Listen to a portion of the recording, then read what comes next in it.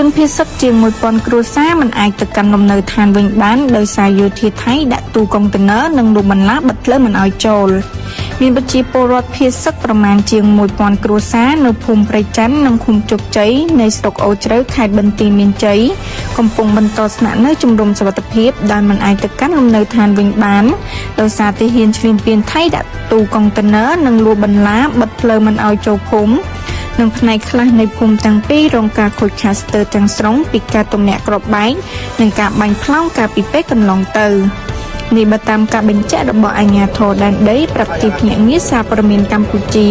អំឡុងពេលចុះផ្តិតយុទ្ធសាស្ត្រភាពជនភៀសសឹកនេះនៅមណ្ឌលសុវត្ថិភាពវត្តច័ន្ទស៊ីសាមគ្គីរតនារាមស្ថិតក្នុងភូមិគោមស្រុកអូជ្រៅខេត្តបន្ទាយមានជ័យកាលពីរសៀលថ្ងៃទី4ខែមករាឆ្នាំ2025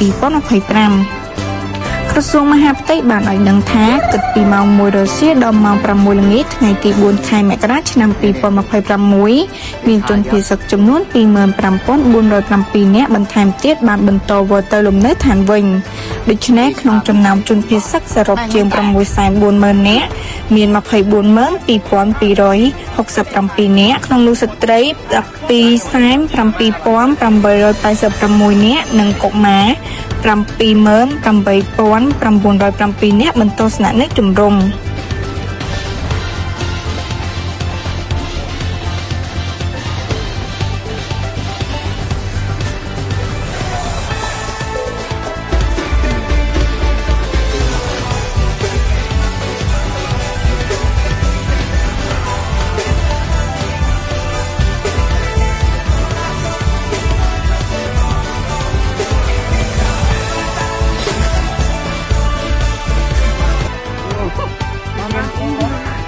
mula bay